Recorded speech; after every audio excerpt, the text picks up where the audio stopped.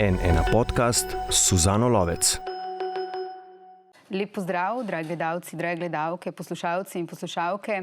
Pravo je branik demokracije, a tudi ta jez se lahko podre. Pred skoraj natanko 4 leti so mi to rekle predstavnice Pravne mreže za varstvo demokracije, ki je bila ustanovljena 7 mesecev pred tem. Bil je čas epidemije covida, bil je čas vlade Janeza Janše. 4 leta pozneje, 4 leta, v katerih se je tako v Sloveniji kot v svetu zgodilo ogromno, so danes z mano 4 predstavnice Pravne mreže. Iniciative, ki kot izhaja iz njenih načel, želi s pravno podporo varovati demokratično, odprto, svobodno in solidarno družbo. Nosilne organizacije Pravne mreže so Pravni center za varstvo človekovih pravic in okolja, z nami je zato Katarina Brevar Strnad, živijo. Amnesty International Slovenija, zato je tu Nataša Posel. Živijo. Danes je nov dan, v studiu zato Maja Cimerman, živijo. In Zavod za kulturno raznolikosti Open, z nami je doktorica Barbara Rajgelj, pozdravljeni. Dobrodošle še enkrat vse 4 na NN. Hvala, ker ste si vzeli čas in se udeležili tega pogovora. Torej, seveda bomo govorili največ o demokraciji, o človekovih pravicah in o pravu v zvezi z njima. Tako da kar prvo vprašanje, ki je zelo široko in nanj je verjetno veliko odgovorov, vsi ti odgovori pa so pomembni. Kakšno je torej stanje demokracije trenutno v državi? Ja, demokracijo lahko vidimo skozi to, kako je ljudstvo na nek način upoštevano v procesih upravljanja države, kolikrat sploh ima to možnost povedati, torej seveda imamo volitve, imamo referendume, na kakšen način se potem ta volja preliva v naše življenja in v način upravljanja države. Kako svobodno in kako temeljito lahko neodvisne institucije upravljajo svoje delo in pa seveda kakšen je odnos oblastnikov tako do teh institucij, do volje ljudstva in kako upravlja z, bom rekla, nekim zavedanjem upoštevanja javnega interesa, skupnega dobra in skupne prihodnosti. In to je nekako so v bistvu tudi razlogi, da smo mi vstopili v to, ker nas vse to zanima in na vseh teh področjih hkrati opažamo težave.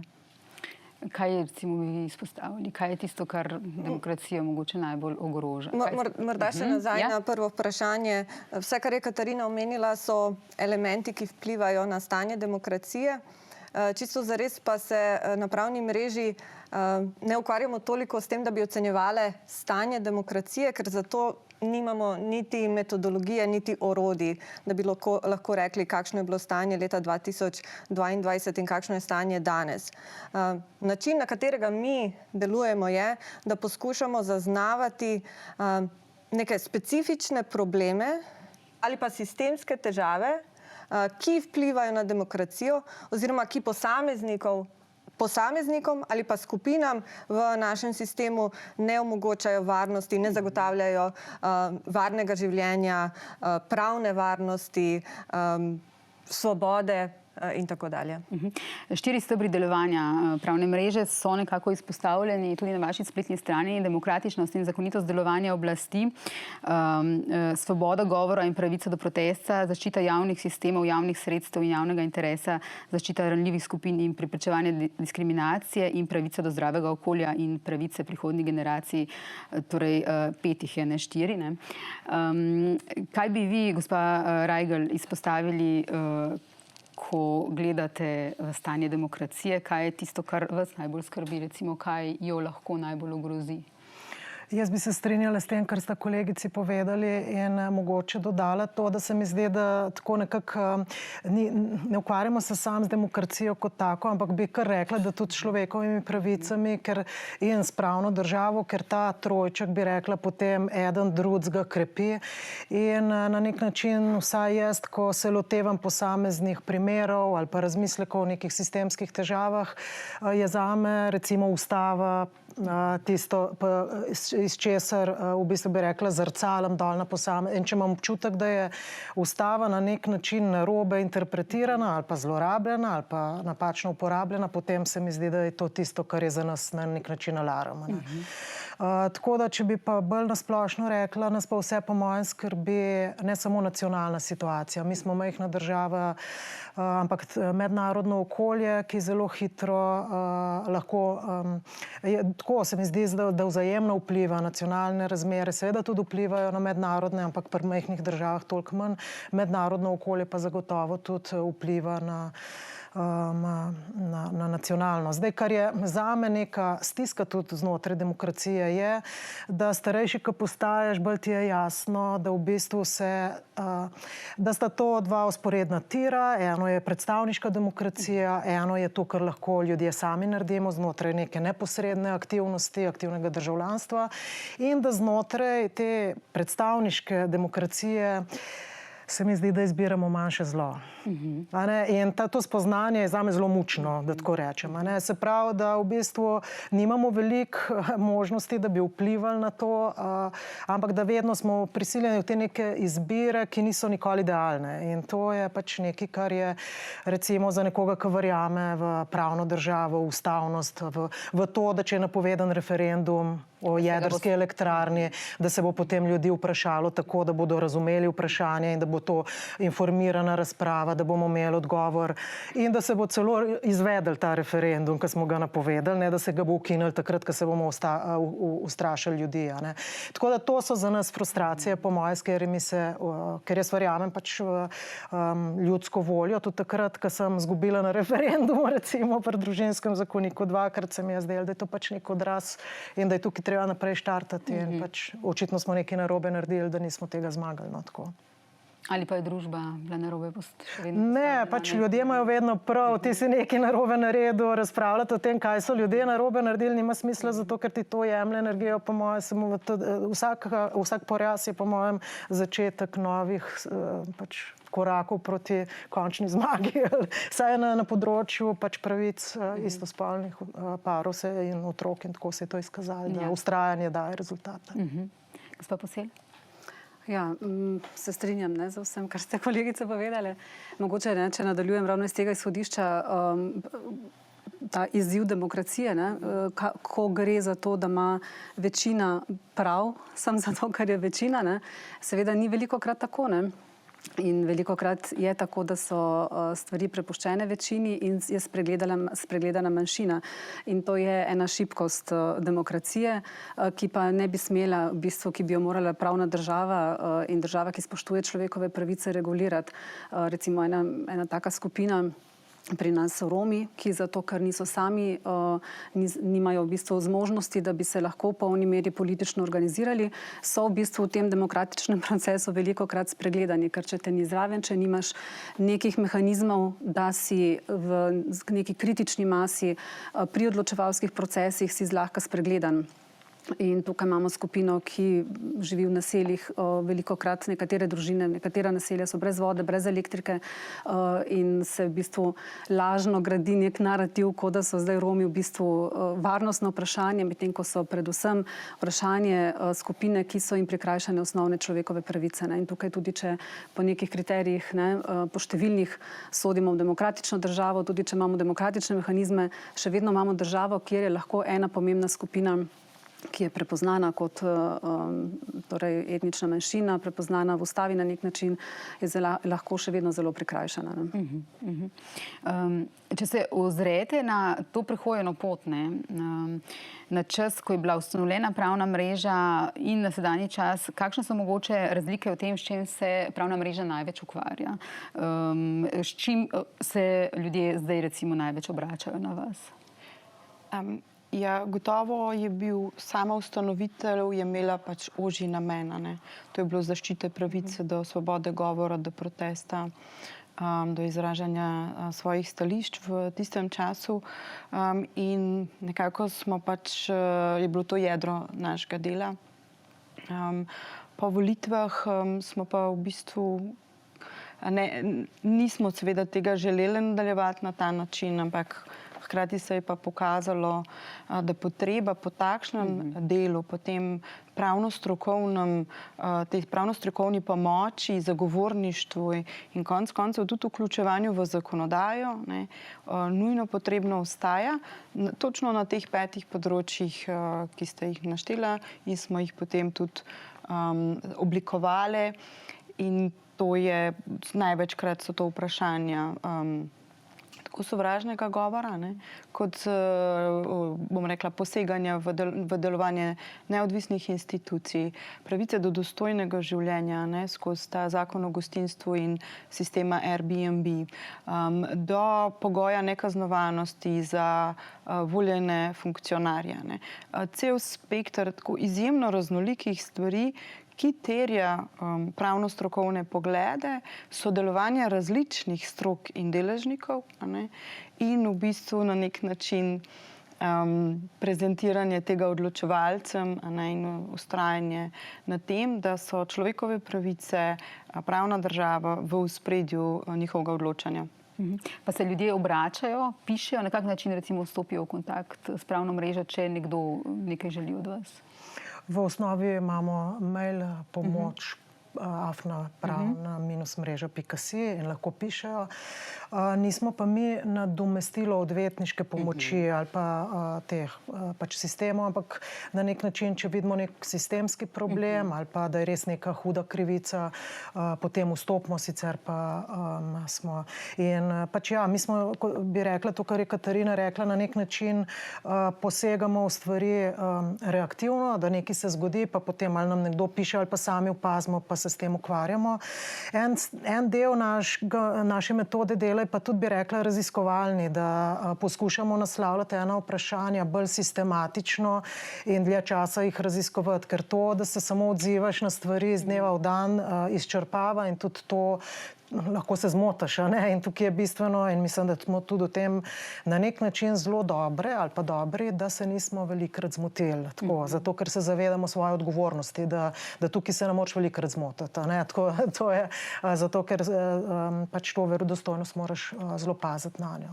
So pa tudi teme, s katerimi se ukvarjamo, zaradi tega, ker ne nujno samo zaradi tega, ker so raziskovalno zanimiva vprašanja ali pa zaradi tega, ker nam nekdo piše, ampak ker so pač teme, ki jih preprosto ne moremo ignorirati. Recimo genocid v Gazi, tragedija, ki se tam dogaja, načrtno uničenje palestinskega ljudstva in Palestine, je nekaj, kar ne moremo ignorirati. Hkrati pa v bistvu smo opazili, da mednarodna skupnost nima dovolj poguma in pa zavedanja nujnosti, da je reakcija potrebna. In na nek način pravna mreža deluje ravno takrat, ko naši voditelji niso dovolj pogumni, ko so preveč strahopetni. Mi smo tiste, ki verjamemo, da instituti so bolj močni, kot so močni voditelji, da instituti, ki naj bi varovali človekove pravice, bodo stali in bodo lahko varovali te človekove pravice, tudi ko naši voditelji tega ne bodo aktivno delali. In v primeru Palestine v bistvu mi raziskujemo in se ukvarjamo z različnimi možnostmi, seveda znotraj naših zmožnosti, kaj narediti, kako vplivati na situacijo, ki se dogaja v Gazi. Tako ste rekli, da so instituti bolj močni na nek način, bojo stali tudi, ko voditelji ne bojo. To je zaradi tega, ker vam ni treba, vi ne nastopate oportuno, politiki pa mogoče ja? Mislim, zdaj, če je to vprašanje glede tega, jaz to vprašanje razumem, kako oceniti slovensko in mednarodno reakcijo na Gazo. In zdaj, kot prvo, vsekakor mislim, da moramo priznati Sloveniji do neke mere dejstvo, da so ena izmed redkih držav v Evropi, ki se izpostavlja in ki je stopila naprej, to ima pomen in vsekakor jim čestitamo za to simbolno gesto. Ampak ali je to dovolj, je vprašanje. In zdaj, če dejansko analiziramo, kaj je Slovenija naredila glede Palestine. Torej, na eni strani imamo embargo na orožje. ki pa izključuje recimo vso tehnologijo za kibernetsko varnost. To je tako, kot če bi jaz rekla, jaz ne bom kupovala tenkov od Izraela, ki jih itak ne bi kupila. Torej, Slovenija ima embargo z Izraelom, ampak samo glede tistih stvari, ki niso nujno potrebne za Slovenijo. In po drugi strani se tukaj tudi seveda odpre še vprašanje suverenosti Slovenije, torej dejstvo, da mi uporabljamo, torej, da mi kupujemo programsko opremo od podjetja, ki je tesno povezano z državo, ki jo kritiziramo, da izvaja genocid. In na drugi strani druga ta akcija, ki jo je Slovenija izvedla, je prepoved poslovanja oziroma prepoved nakupa izdelkov, ki izhajajo iz okupiranih območij, okupiranih palestinskih območij. In tukaj tudi to je sicer neka gesta, ampak to se mi zdi, da bi bila super akcija 3 leta nazaj. Danes pa se v Gazi dogaja genocid. In to, ali mi poslujemo z okupiranimi ozemlji, je samo del problema. Pač mi ne smemo poslovati z Izraelom kot takim, ker kakršnakoli sredstva, ki grejo v Izrael, grejo tudi za genocid v Gazi. Tako da, če sklenem, mislim, vsekakor simbolna gesta Slovenije je pomembna. Se mi pa zdi tudi, da je pomembno govoriti o tem, kaj še treba narediti oziroma kako bolj aktivni smo lahko mi kot posamezniki, država in pa seveda Evropska unija in mednarodna skupnost. Ves čas pa v bistvu nekako tudi ugotavljamo, da imamo akterja, ki bi moral biti bistveno bolj aktiven, in to so univerze v Sloveniji. In tudi v času, ko smo se ustanavljali, smo zelo potrebovali tudi pomoč iz tega dela. In tudi, če zdaj pogledamo, kako pozno so se univerze odzvale na samo dejanje genocida in to zamejitev njihovega sodelovanja, ne, to je premalo. In koliko spodbud je bilo treba za to odzvati? Tako. Pravna mreža je prejela tudi nagrado Državljani Evrope za leto 2022. Spomnim se tistega pogovora pred 4 leti. Gospa Rajgel je takrat zelo izpostavila, kako pomemben je to, da je to kolektivna organizacija, to delo v kolektivu, koliko je dalo. Ali po teh letih še vedno recimo čutite tudi vi to? Je v bistvu ta dodana vrednost tega to, da je več organizacij skupaj? Ja, absolutno. Mislim, da je Slovenija mogoče še malo specifičen prostor, ker je toliko manjši in so tudi nevladne organizacije manjše in je težko doseči eno kritično maso zadostnih kapacitet, predvsem strokovnosti, znanju, tudi času in tako naprej. In jaz mislim, da je ta kombinacija, ta ideja, ki se je takrat spostavila in ta način organiziranosti, da smo strnile moči, znanja, tudi vse odnose, ki jih imamo vse organizacije zgrajene na različnih strokovnih ravneh, da je to v bistvu res tisto, kar sploh omogoča eno tako kvalitetno delo, da lahko pokrijemo in toliko področji in toliko načinov. Pravne sprehajalnice, ki jih tudi pravna mreža organizira, tudi vi ste zraven, od umora do zapora, to je kazensko-pravna sprehajalnica, od izražanja do protesta, ustavno-pravna sprehajalnica, od zibelke do groba, družinsko in dednopravna sprehajalnica, od žepnine do penine, potrošniško-podjetniška sprehajalnica, od dijaka do delavca, delovnopravna sprehajalnica. Zakaj so potrebne oziroma iz česa na njih, v bistvu, iz česa so nastale? Ja, nastale so v bistvu kot Barbarina ideja, če začnemo tako. In iz neke prepoznave tega, da je treba pravo približati ljudem. Iz vprašanj, ki jih dobivamo na pravno mrežo, seveda vidimo, da je pravno znanje pravzaprav seveda vsakomur neki osnovni, kako bi rekla temu, za osebno uporabo bi bilo potrebno. Hkrati pa vidimo, da se razen tistih mladih, ki bodo šli študirati pravo in nekatera področja tudi, se pa večina mladih nikoli ne bo soočila ali pa imela priložnosti seznaniti z nekimi osnovnimi pravnimi koncepti, mehanizmi pravne države in tako naprej. Tako da šlo enostavno za idejo pravo približati mladim in s tem tudi zapolniti neko vrzel, kajti tega v kurikulumih ni. Je nekaj politične organiziranosti države, je nekaj malega, ampak tukaj imajo priložnost, da ta posamezna področja, ki ste jih našteli, spoznajo skozi institucije, ki v bistvu ta del prava, ne, ki ga država v bistvu izvaja, zagotavlja, spoznajo. Ne. Tako je 2 leti nazaj, preteklo šolsko leto, eno nazaj smo izvedli nekaj 15 pilotnih izvedb. Zdaj pa vzpostavljamo v bistvu v večjih krajih Slovenije. Ne. Takrat smo delali v Ljubljani in Mariboru. To leto bomo recimo imeli pridruženo še Mursko Soboto, Koper, Celje, recimo želimo si vzpostaviti v Ormožu, recimo na Ptuju, tako da želimo iti ven iz glavnih mest, da to omogočimo tudi šolam izven samo Ljubljane, Maribora.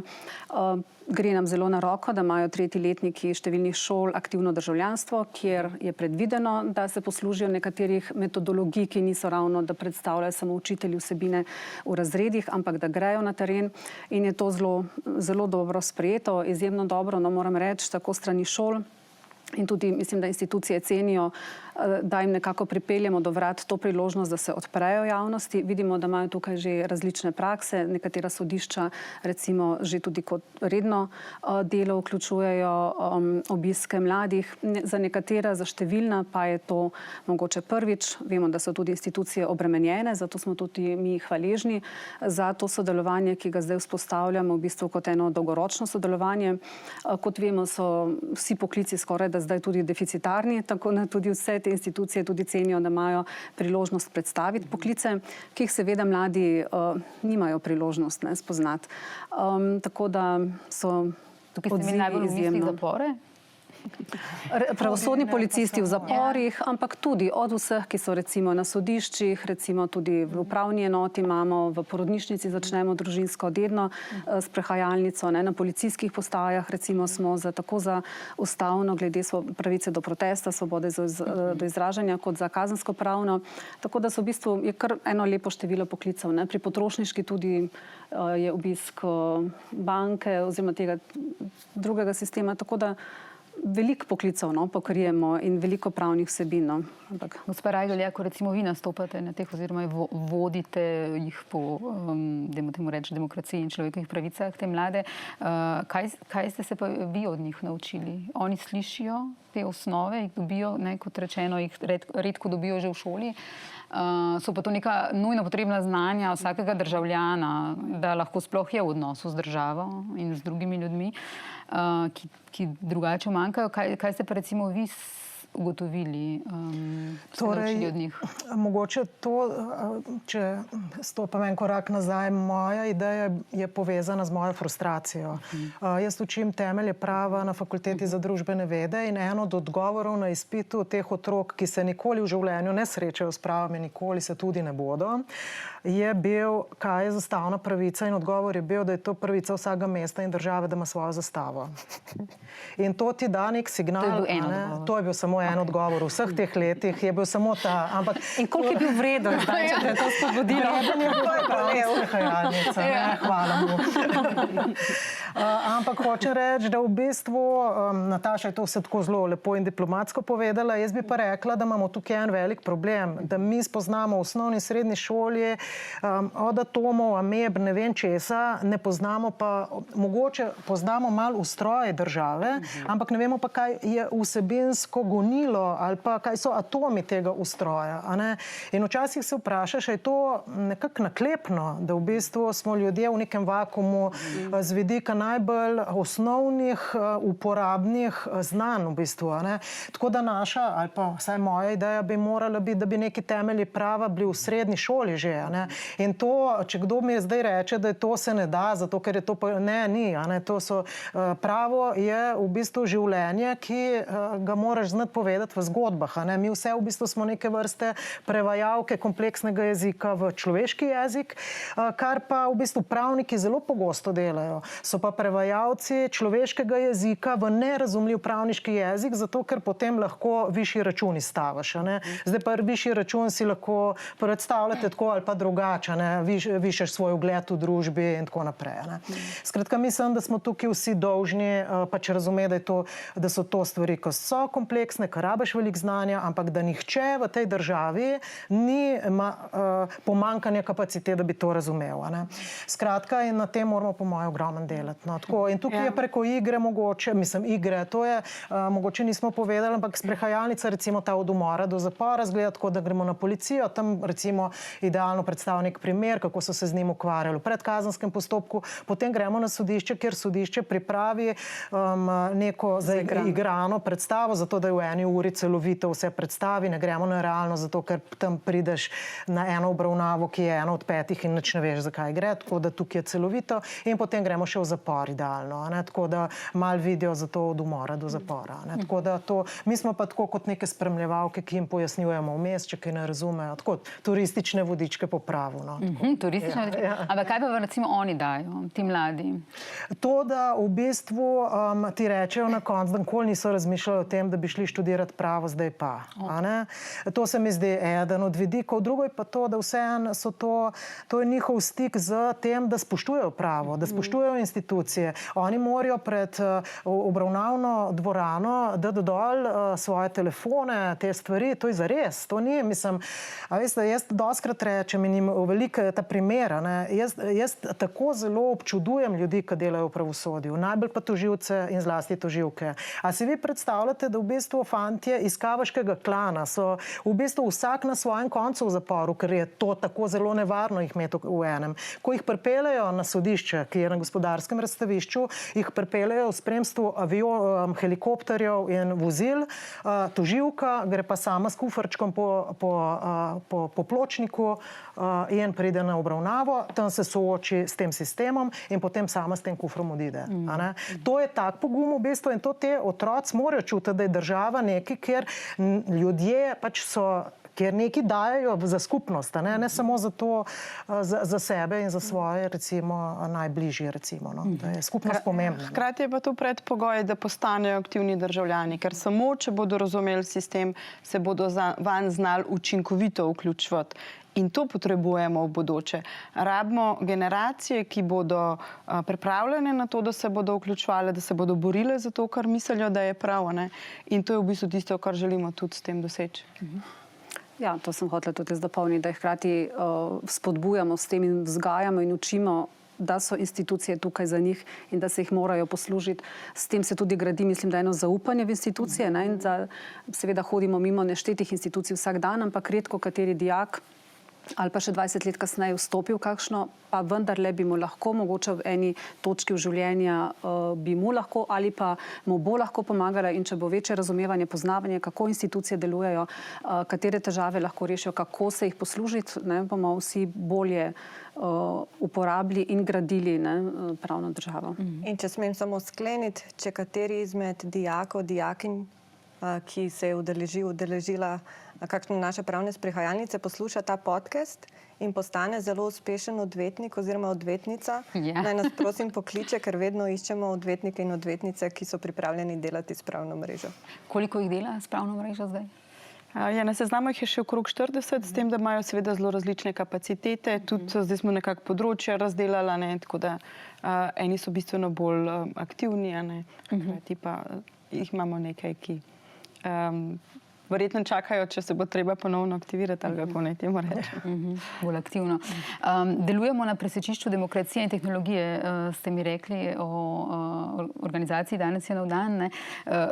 Kako lahko tehnologija prispeva k demokraciji? Vemo, da jo velikokrat lahko tudi načne, podjeda, jo ogroža.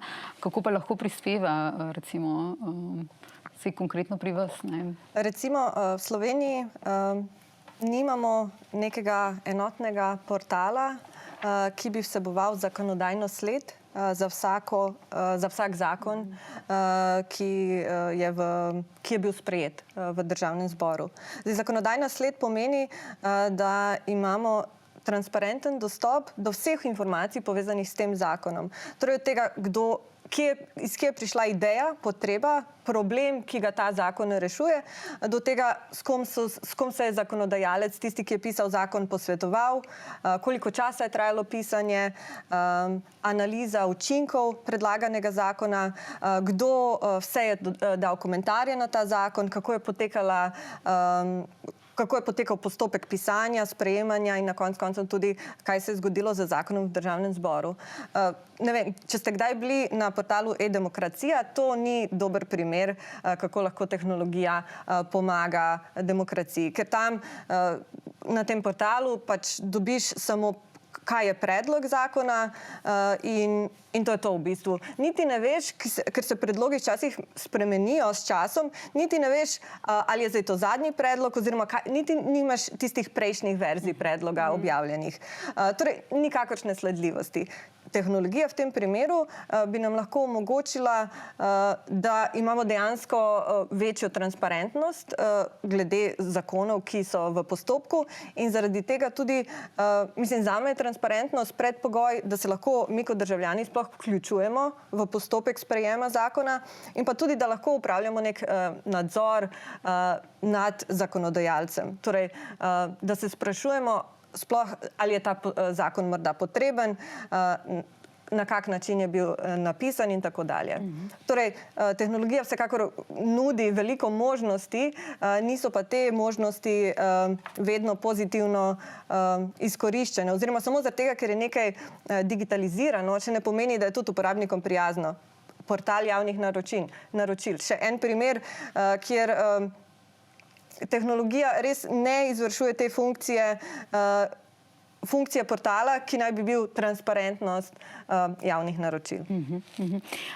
Včeraj je Pravna mreža objavili ste izjavo za javnost o spoštovanju neodvisnih institucij, ki je temelj države.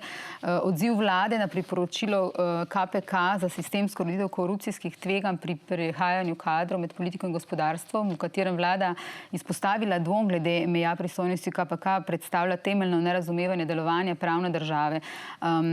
Kako huda napaka vlade, kako bi jo ocenili v bistvu to, kar se je dogajalo, mnenje vlade, javna izjava vlade v zvezi z delovanjem KPK? Kako zaskrbljujoče je to?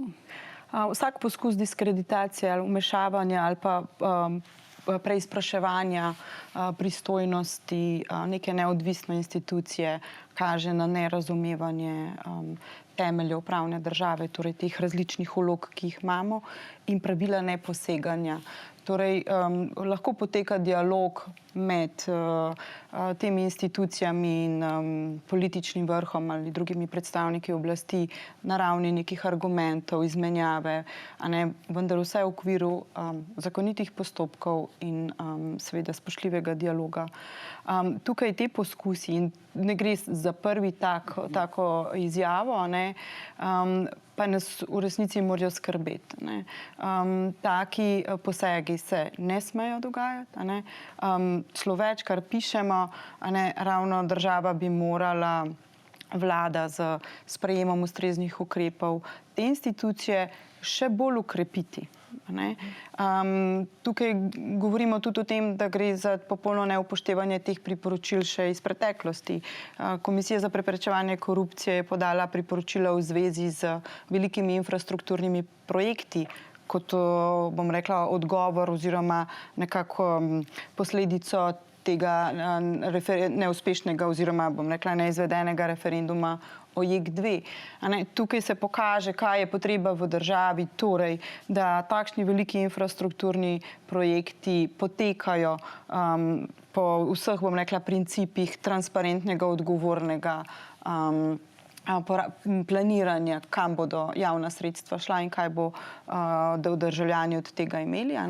In se, naprimer, na drugi strani vlada niti ne odzove na to, še več na ta priporočila, pa celo odziv, ki na nek način poskuša diskreditirati, namesto da se bi seveda vsebinsko odprlo vprašanje prehajanja politikov v zasebno gospodarstvo in seveda vseh negativnih posledic, ki jih to lahko za družbo prinese.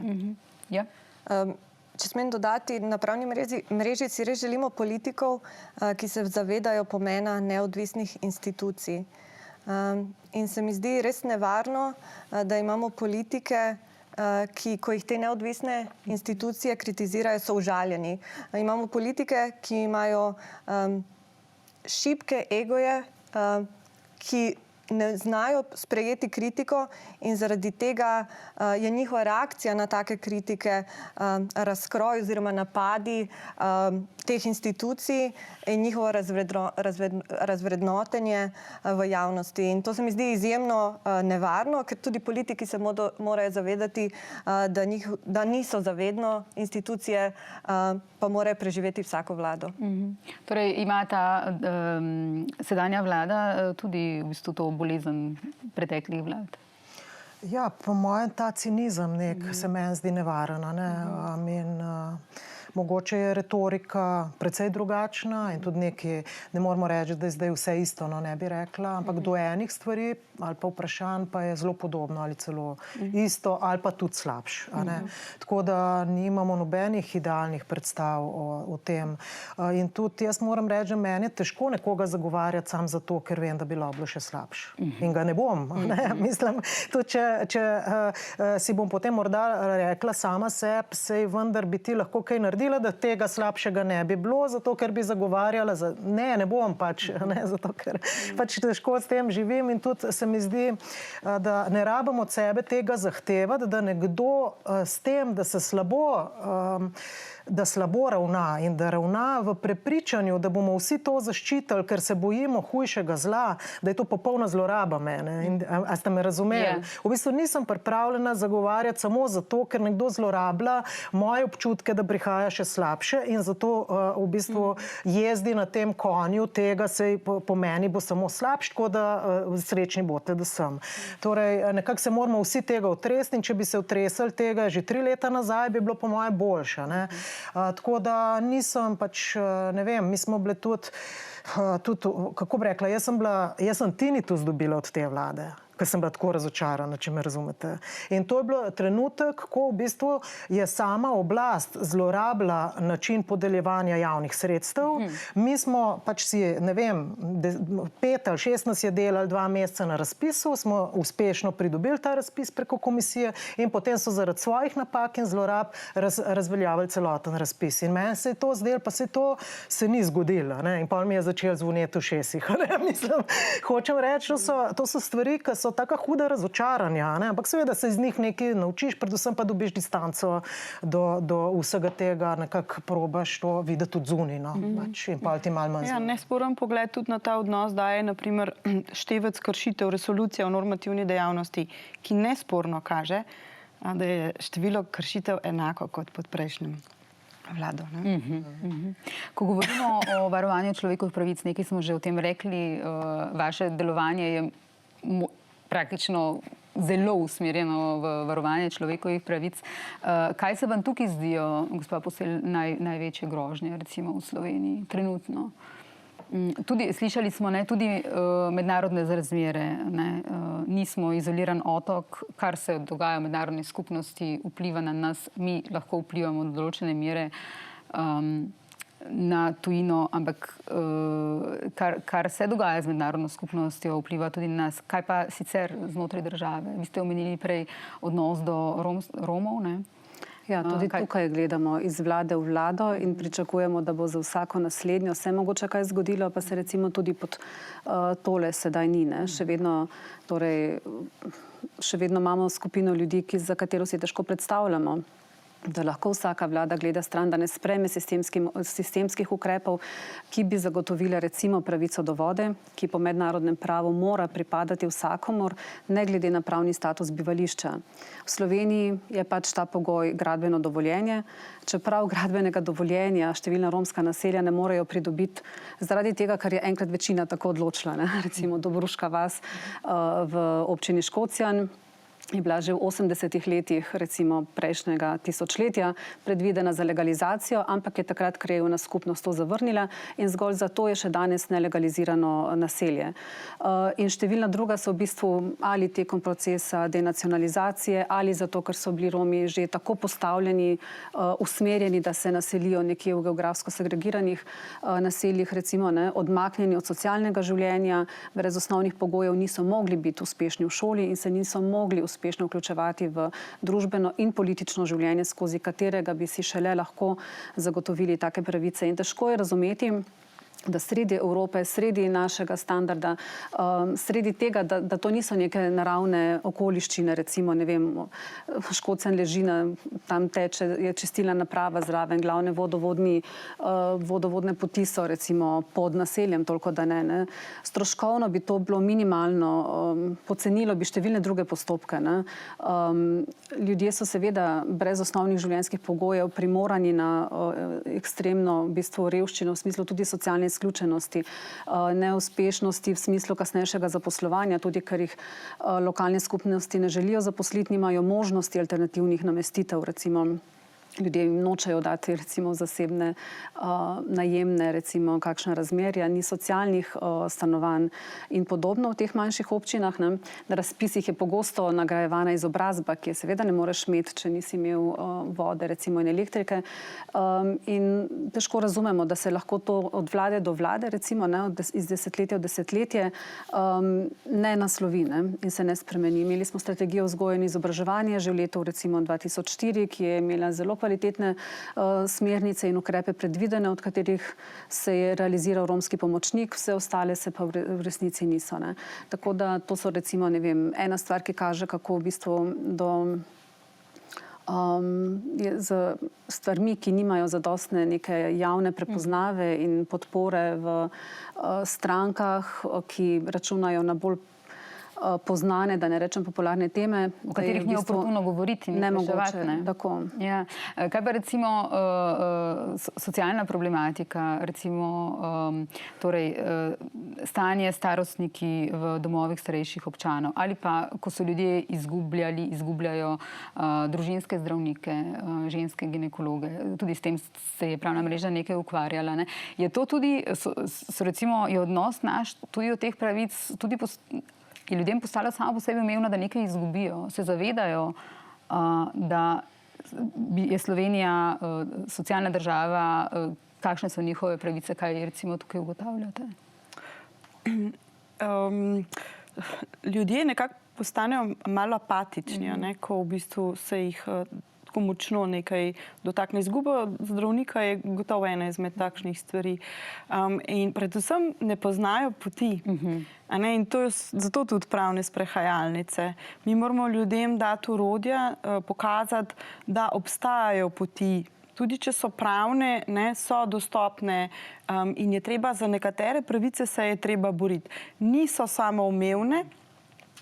Zato tudi v bistvu vse organizacije delamo na tem, da pa seveda ljudi podpremo v tem. Tukaj gre za sistemske stvari, dostop do osebnega zdravnika je gotovo sistemsko vprašanje. Tako da tukaj smo tudi šli v bistvu v strateško litigacijo, prav v konkreten primer, ki bo verjetno trajal leta in leta. In to je potem ena izmed tistih težav. Stvari tako dolgo trajajo, da ljudje vmes še obupajo. Tudi če na začetku vstopijo v nek ta pravni boj, za njih končanje tega postopka v mnogo primerih v resnici nima učinka. In tukaj nam tudi manjka malo zavedanja, da pogosto, ko delujemo za človekove pravice, naš konkretni sodni spor morda nam ne bo prinesel rešitve, bo pa celi skupini ljudi za nami. In o tem tudi poskušamo ljudi podučiti, da je potrebno in pomembno iti naprej, uporabiti pravo, ker deluje. Je pa res, kako učinkovito je, če je tako časovno oddaljeno. Seveda so tudi druga orodja kot pravo potrebna, tudi pri tem, da so ljudje izgubljali zdravnika. Ne smemo pozabiti, da so bili številni protesti, predlogi in tako naprej. Ampak tudi tukaj se pride do izčrpanja po ne vem kolikih letih. Pravo je en element, ta aktivnost javnosti je drug in jaz mislim, da tukaj je bilo tudi ogromno. Seveda, pa tudi tako osveščena in aktivna državljanska baza ne more sama razrešiti težav, lahko poda predloge, lahko vztraja, je vztrajna, rabimo pa državo, ki je sposobna te predloge premisliti in jih učinkovito nasloviti in rešiti. Ker tudi pravo ima sabo prinese rizik. Recimo strateška litigacija v primeru zdravnika pomeni, da ti čez vmes dobiš zdravnika, izgubiš pravni interes. Če bi nekega drugega zdravnika. Tako, torej nekdo, ki gre v tak proces, v bistvu se mora tudi žrtvovati, da naslednjih 5 let ne bo imel zdravnika. Torej, to ziher ni optimalen način, kako priti do teh pravic. No. Tudi ni optimalen pravni red, ki zahteva tako žrtvo od tebe, da bi nekaj, a ne? Tako da tudi v tem smislu oboje, no, se mi zdi. Je pa gotovo na mnogih področjih družbenega življenja obstajajo težave, ki so sistemske in za vsako družbeno skupino so kritične in zato si tudi mi prizadevamo, da vse te stvari bi nekako prišle tudi v posebno poglavje prav ocene o stanju pravne države, ki ga izvaja Evropska komisija, ker ni pravne države brez spoštovanja človekovih pravic. In tega ne moramo gledati ločeno. Tako da ta prizadevanja niso samo v Sloveniji, ampak na ravni cele Evropske unije. Torej, eden od stebrov tega poročila morajo postati tudi sistemske kršitve človekovih pravic v posamezni članici. Gospa Rajgl, takrat pred 4 leti ste mi rekli, mislim, da pravni red zaenkrat še funkcionira, kar pa zadeva kulturo dialoga in politično odgovornost, smo v globoki krizi. Kakšna je zdaj vaša ocena v zvezi s kulturo dialoga in politično odgovornostjo? Da je kultura dialoga malo boljša ali pa malo manj spremljam. Politična odgovornost je enaka ali pač ni velikih sprememb, ker ne vidim pač neke volje pripoznati napake, pa tako iti od tega naprej. To se mi zdi eden največjih družbenih problemov, da je s tabo konc, če priznaš napako. Zato se vsi samo lažemo o tem, da delamo brez napaka. Ampak to je zagotovilo to, da se ne more iti naprej, če ti vztrajaš na nečem, kar je neka neresnica. Tako da v tem smislu, ja, imamo velike, bi rekla, težave. Ja. Tudi, tako kot so kolegice rekle, ja, veliko je tudi od stanovanjskega problema. To ni samo tako nek abstrakten problem. To je za ljudi živeti dostojno ali ne živeti dostojno. Danes ni razlika v tem, ali imaš plače 500 ali pa 1000 evrov več ali manj, ampak imaš svoje stanovanje oziroma ali si ga podedoval od svojih staršev in zdaj pač, ali pa od babice in dedka. Skratka, lastništvo stanovanja ali pa ta zagotovljenost tega, da imaš nekje bivati. O tem se mi zdi, da sploh še nismo čisto zares začeli govoriti, kako stanovanje ni čist ena navadna dobrina, ampak je čist ena posebno dragocena dobrina, zato jo imamo tudi opredeljeno v ustavi in da se moramo s tem zares ukvarjati. Potem ena tema, ki se mi zdi zelo pomembna, je recimo pravice ljudi, ki so zaprti sodno odločbo v zaprtih oddelkih socialno-varstvenih zavodov, zaradi tega, ker imajo neko psihično motnjo in so sebi ali drugim nevarni ali celo so nevarni za premoženje. Pač nekdo nekaj razbije, pa je nevaren. In v tem smislu opažamo, da te ljudje, čeprav imajo odvetniško podporo, ta odvetniška podpora ni zadostna, ker jo odvetniki ne jemljajo resno. Jaz tega ne morem generalizirati. Lahko pa rečem, da primere, ki sem jih videla, v bistvu postavljajo vprašanje odvetniške etike. In tukaj, ko govorimo o pravnem sistemu in uveljavljanju pravic, mislim, da je tudi tukaj ne vem, če smo me te, ki moramo zrcala postavljati. Najboljše je, da vsak sam se postavi zrcalo in super bi bilo, če bi si odvetniška zbornica ali pa ta stroka postavila neko zrcalo. Mislim, da imamo veliko težavo z transparentnostjo odvetniškega dela. Veste, vi pridete v bar in veste, koliko kava stane. In lahko si preračunate, a bi to kavo ali jo ne bi. Ko se pa soočite z nekim s kršitvijo svoje pravice, je pa to najbolj negotova situacija, s katero ste soočeni. In ne more nek sistem tako pomembnega vprašanja, kot je dostop do pravice, biti odvisen od etike tistih, ki jo izvajajo. To mora biti regulirano na tak način, da etika ni pomembna. In mi imamo etične odvetnike in imamo tudi odvetnike, ki pač to jim ni nekaj zelo pomembno. To je pač moja izkušnja. In se mi zdi, da bi morala tudi država in sama ta ceh se več ukvarjati s tem, da bi bilo pač dodatna regulacija. Recimo, mi imamo ekstremne probleme v odvetništvu. To je zato, ker nimamo motivacije, se pravi regulacije, motivacija mora biti kodificirana ali pa kodirana v regulacijo, da v bistvu se čim hitreje, mirno rešujejo spori, da se na pravičen način pristopa do obeh strani in tako naprej. Tega v kodi ni. V kodi je to, da žal mi je, ampak tudi tukaj pravna fakulteta ne naredi zadost. Etika pravniškega poklica je zelo pomembna za delovanje pravne države. In ni vseeno, kako se ljudje vedejo do tega. Ne bom več. V redu. In ni skratka... Je pomembno tudi, kdo so pravniki. Primer je zelo strašljiv. V bistvu dedno pravni primer. V bistvu je bila oporoka. Po 15 letih pravdanja je bilo ugotovljeno, da je ta oporočitelj bil dementen in je bila razveljavljena ta oporoka in so dediči so mislili, da bodo podedovali. Gospa, ki je pa imela interes, je pa skupaj z njenim odvetnikom na zapuščinsko obravnavo po 15 letih prinesla osnutek te oporoke in se zdaj že 5. leto nadaljuje, se pravi, odvetnik motivira neskončno vrtenje, mogoče bodo že dediči vmes v bistvu pač umrli. Se pravi, to je, in tukaj se mi zdi, da odvetniška zbornica ne odigra svoje vloge. So pa odvetniki v bistvu vratarji do pravice na nek način. Če nimaš ti tega, ki odpre vrata, pa te pelje skozi ta hodnik, ki je črn za tebe, do tega sodišča ali pa do kjerkoli institucije. Skratka, pri nas imamo zelo dobra dva mlada pravnika, zdaj zaposlena na pravni mreži, in ona dva sta čisto frustrirana s tem, da je ta odvetniški sistem, da bi moral biti odvetnik pravzaprav plačan od države, da bi moral biti javni uslužbenec, to je nam čistuje. Zato, da bi v bistvu bil, da ne bi imel napačnih motivacij.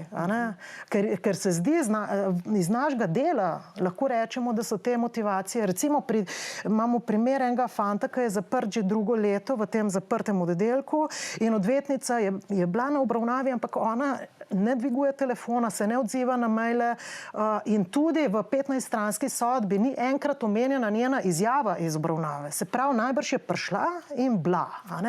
In to se meni zdi tako, boli me to, da je prišla za to, da izstavlja računa, če me razumete. In to boli tudi, čeprav razumem, ta dva, ki sta zaposleni na pravni. In to so mladi ljudje, ki mislim, da na nek način se tudi na pravni fakulteti pač odpira ta prostor za razpravo o etičnem delovanju, o pomenu, da je pravo nadpomembno za to, kako ljudje živijo.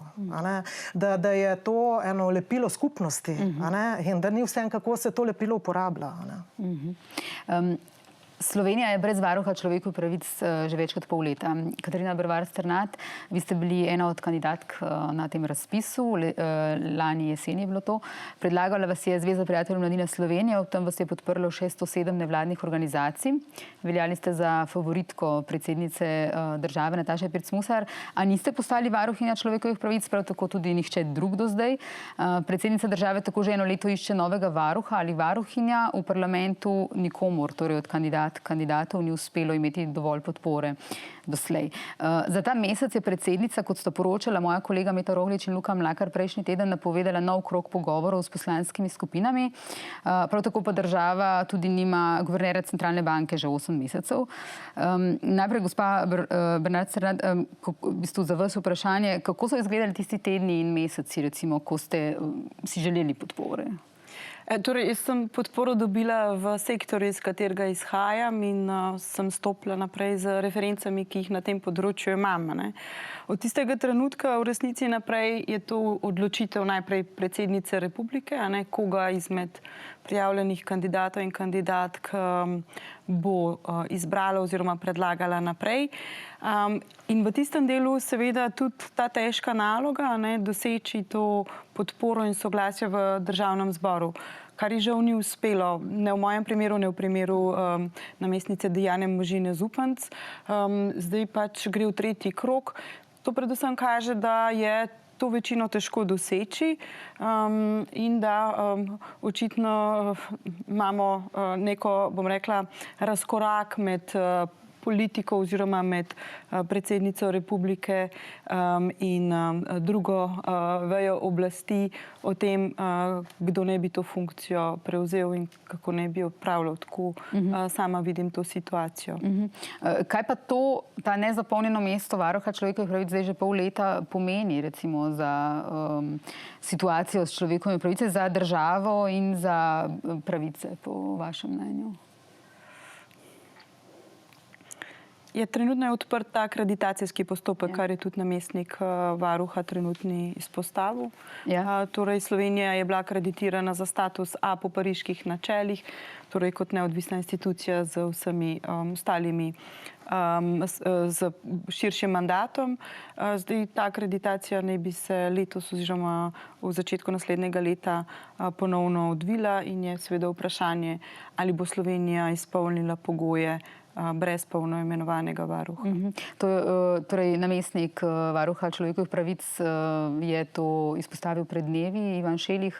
On institucijo varuha začasno vodi že od konca februarja. V pismu predsednici države je med drugim izpostavil, da institucija varuha brez izvoljenega predstojnika ne more v polni meri opravljati svoje temeljne ustavne in zakonske vloge. In trenutno stanje po njegovih besedah povzroča negotovost in vodi v postopno izčrpavanje institucije. Takšno je so trenutne razmere. Zdaj, kdo je odgovoren, da nimamo varuha? Tukaj obstajata med predsednico in predsednikom vlade različna mnenja, kar že spor oziroma je bil spor. Bilo je kar nekaj obtožb med predsednikom vlade in predsednico države. Robert Golob je za N1 spomladi recimo rekel, da je predsedničino ravnanje v postopkih imenovanja kandidatov za guvernerja in varuha nedržavotvorno in neodgovorno. Predsednica je v odzivu na te izjave povedala, da je nad njegovimi besedami zgrožena, da kažejo na nespoštovanje in nerazumevanje delitve oblasti in da je razočarana tudi po človeški plati. Kako bi moralo potekati v bistvu tukaj komunikacija med vsemi akterji, da bi država imela varuha človekovih pravic? Mislim, med guvernerskim in položajem varuha je ena velika razlika to, da je 2/3 za varuha. Tako da tukaj res ni samo vlada, predsednica, ampak je tudi opozicija. Tako da tukaj je treba res velike, ne vem, bi rekla, potrpežljivosti, modrosti, vztrajanja, je pa to, kar je zdaj, ni najboljše. Za guvernersko mesto pa je v bistvu navadna večina in tukaj 46, mislim, da. In tukaj pa res ne vidim razlogov, kako je do te blokade prišlo.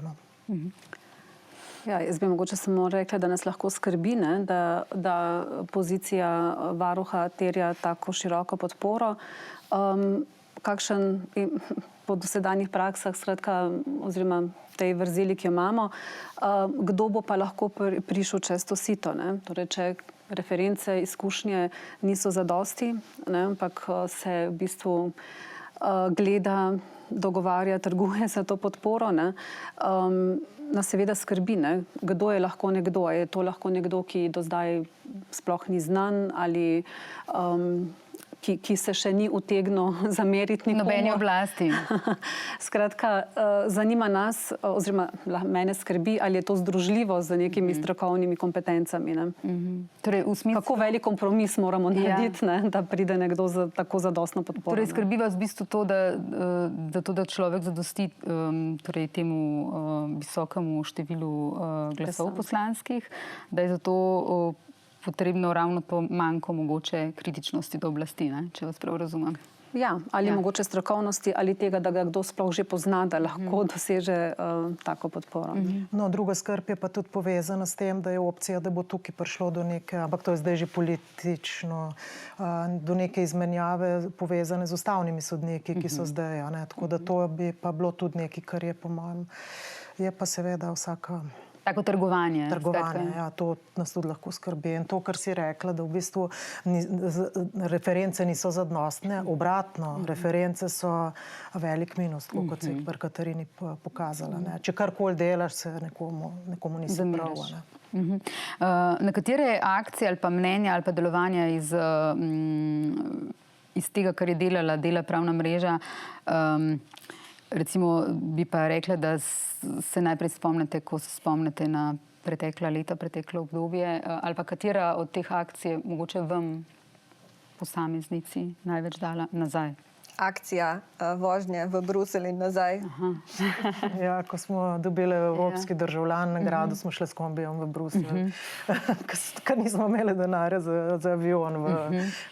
Prej smo ne vem, če veste, ampak v bistvu se je pravna mreža. Začela z donacijami, zdaj pa ste v bistvu pridobili sredstva na razpisu, ne? Ja, ampak glih včeraj sem šla mimo ene javne institucije in sem noter zvečer videla varnostnika in sem si preračunala, da pri njih več stane varnostna služba, kot pa cel ta sistem, ki se mu pripisuje, da je zelo, to so mikrozneski. Samo zato, ker je njegova učinkovitost v primerjavi z ostalimi sistemi tako visoka in deluje tudi na entuziazem in na ta, bi rekla, pogon neke zavezanosti skupnemu, recimo, se zdi, kot da mi imamo milijone, ampak v bistvu bi jih rade imele, pa jih nimamo. Mi nismo šli s to donacijo v Bruselj, ampak eno karto bi nam plačali, mi smo šli za ta denar vse. Ja, ker smo spet hoteli biti skupaj. Ampak smo vmes našli kako novo idejo in je bilo fajn. Ampak zame, če pridem do, ne vem, 3 vprašanja nazaj, je bilo vprašanje kulture dialoga. In zame je to tesno povezano z delovanjem pravne mreže. Kultura dialoga v Sloveniji je na eni strani taka, da odbojkarice, ko se ne rokujejo z izraelsko ekipo, jim grozi sankcija. Po drugi strani nam, 4 oziroma sodelavcem pravne mreže in sodelavkam pravne mreže konstantno na spletu nas obmetavajo z žaljivkami in to je zdaj ta neka cenzurirana verzija, da lažemo, krademo, da smo grde in tako dalje. In mislim, treba se je zavedati, da te žaljivke, te napadi, ki se dogajajo tudi na nas in ne samo na nas, so res imajo fizično, ne ostanejo samo na spletu, imajo fizične posledice na ljudi in na organizacije. In ravno zaradi tega pravna mreža je v večjih takih primerih potem tudi ukrepala oziroma smo v večjih primerih tudi začeli neke postopke proti ljudem, ki so izvajali sovražni govor, ki so širili laži in tako dalje. Ker se nam zdi pomembno, da na koncu koncev se to ne normalizira in da se tiste, ki s tako neznosno lahkotnostjo nas obmetavajo z žaljivkami, in vi ste novinarka, tako da sem prepričana, da ste tudi vi kdaj pa kdaj tarča teh žaljivk. No, skratka, mislim, zdi se mi, da je pomembna vloga pravne mreže, da te stvari ne ostanejo ignorirane, da žrtve ne ostanejo same in tudi, da tisti, ki takšni govor širi, čuti neke posledice tega. Pa naj bodo samo finančne, naj bo samo nekaj tisoč evrov. Ja, veliko zadovoljstvo je tudi to, kar je prej Barbara rekla, mi praktično skoraj nismo izgubili primera, torej nismo se zmotili. Ampak to ni nastalo kar tako, to je nastalo z veliko mero odgovornosti, s katero se je vstopalo v procese. In zakon o nalezljivih boleznih je bil morda prvi tak večji proces, v katerega smo vstopili in takrat smo resnično upravili veliko pogovorov, veliko stroke smo pritegnili v pripravo tega. Cel proces je bil delan in to proces, ki ga v resnici nam ne bi smelo biti treba oddelati. Ampak vendarle, ogromno smo se takrat naučili in to je v bistvu nek modus operandi.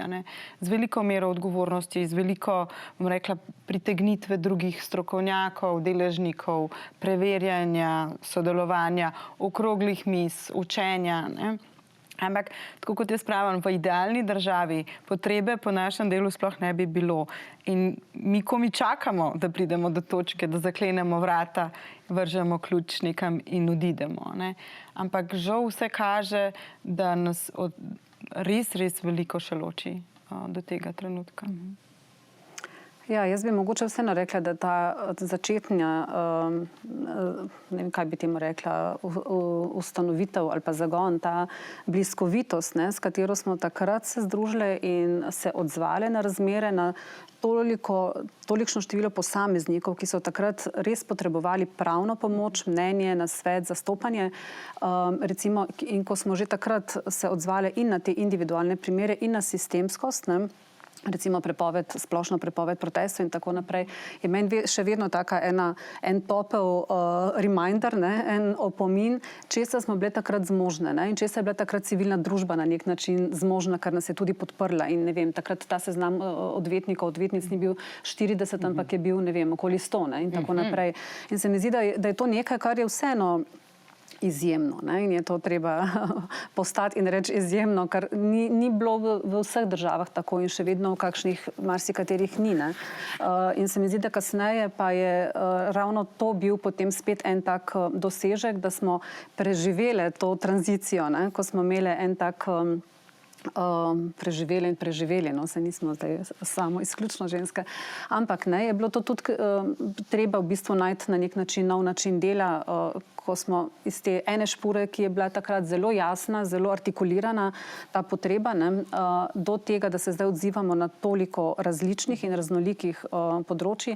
In jaz sem vedno mogoče še toliko bolj ponosna, kadar v bistvu, če tako rečem, ne delujemo samo na pobudo, ne, je marsikje v kakšnih institucijah, recimo, ne, morajo dobiti veliko pobud in zelo močnih, ne, da imamo to samo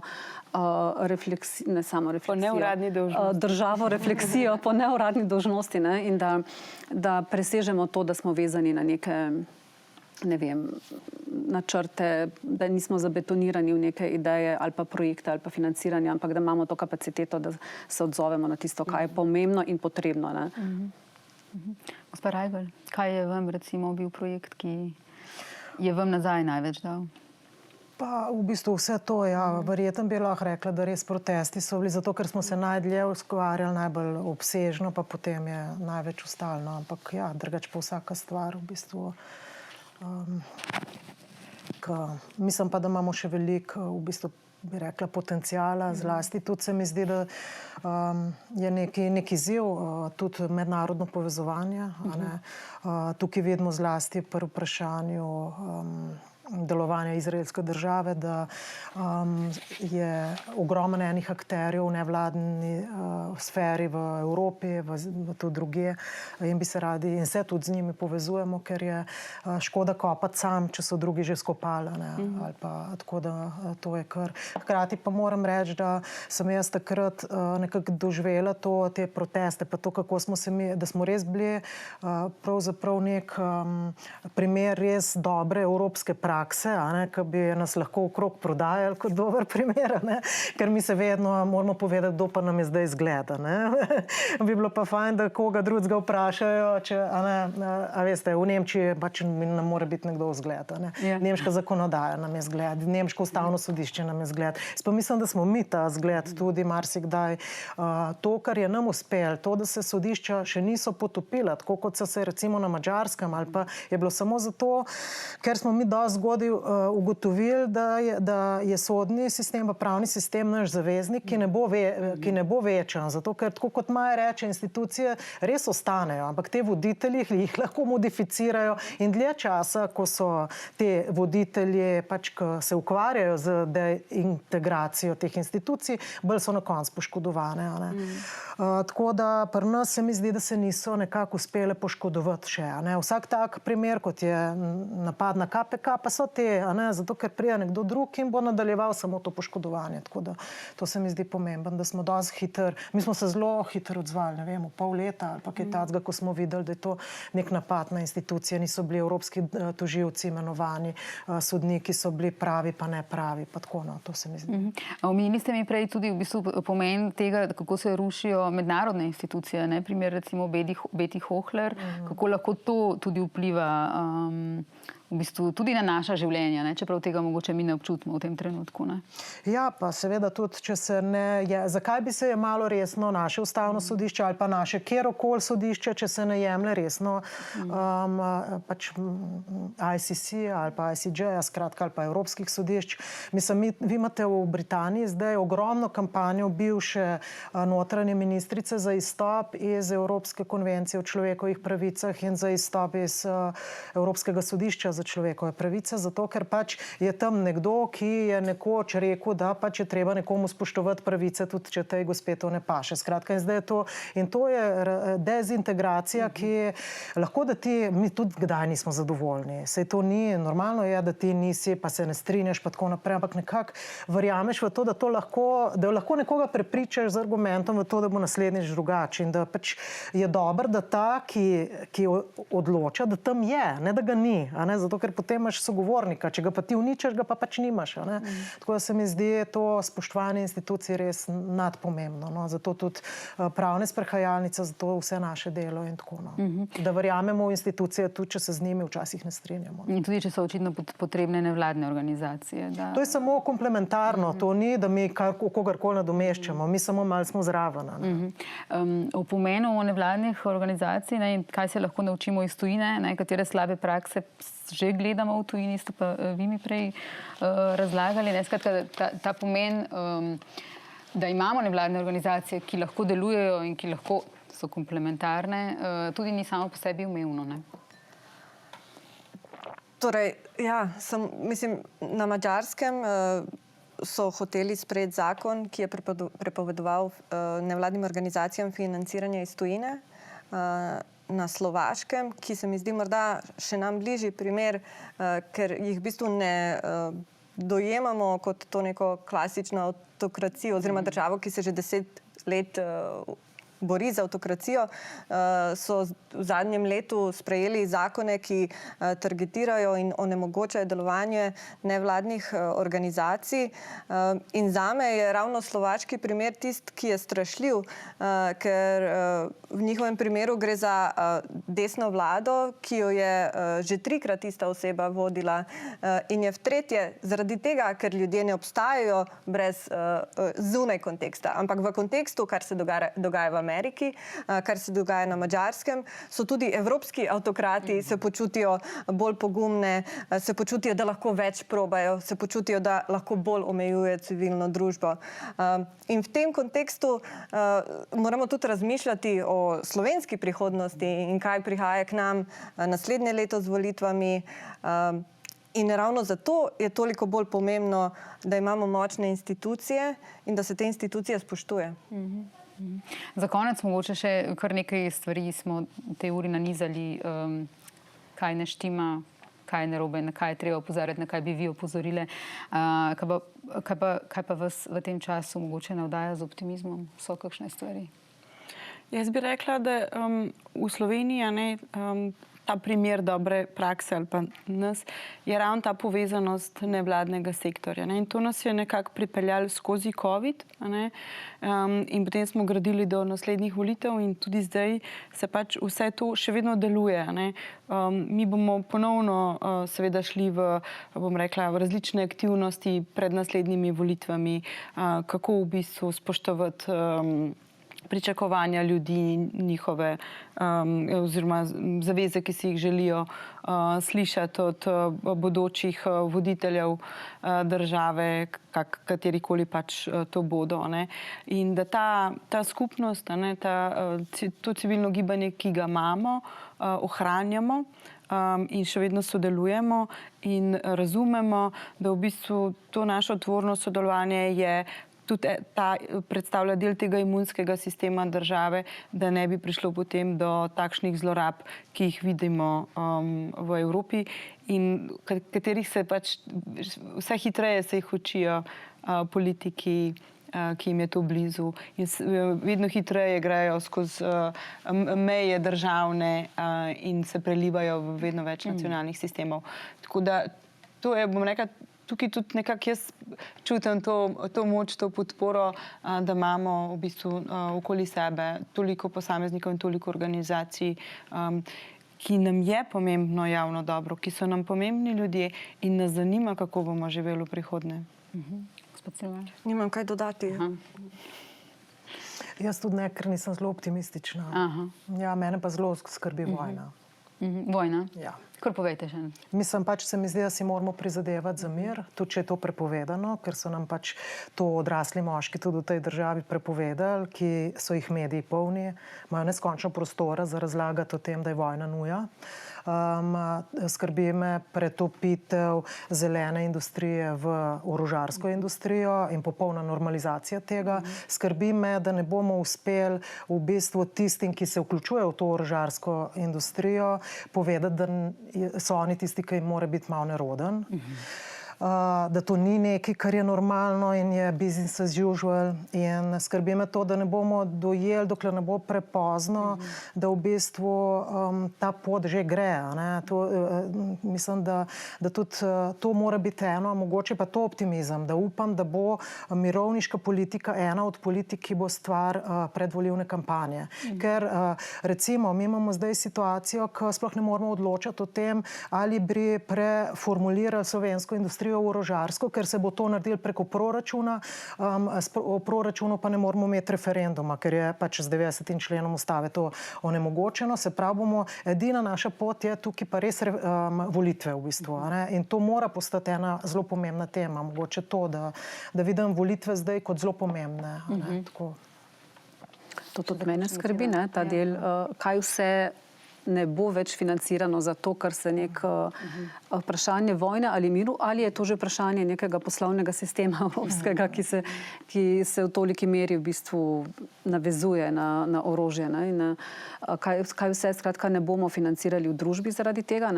Ampak če se vendarle vrnem, kje moramo iskati tisti optimizem, da vsak dan zaženemo tudi to, s čemer se mi ukvarjamo.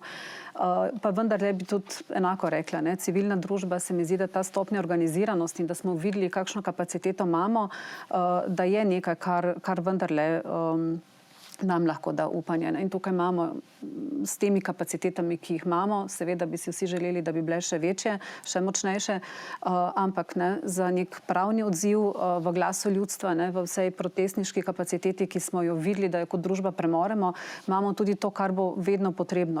Pravne poti in to, da se mobilizira širša javnost, da se deluje tudi na drugih načinih, ki so vedno potrebne v državi. Ker kot vidimo, včasih je lahko pravo, včasih so opozorila dovolj, včasih je pa lahko pravo zelo počasno in se ne moremo opreti samo na pravo.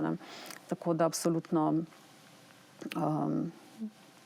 se računamo na to, da bo civilna družba zmogla dajati tiste odzive, ki bojo preprečili, da bi avtoritativnost, ki se zdaj razpreda po kontinentih in po državah v Evropi, da jo bomo uspeli zamejevati tako sproti, preden ne bo načela avtonomnosti institucij. Najlepša hvala vsem štirim, da ste dali svoje opozorila, povedali o delovanju in opozorili na tisto, na kar je treba opozarjati, o pravu demokracije in človekovih pravicah. Hvala za vaše gostovanje. Hvala. Hvala vam.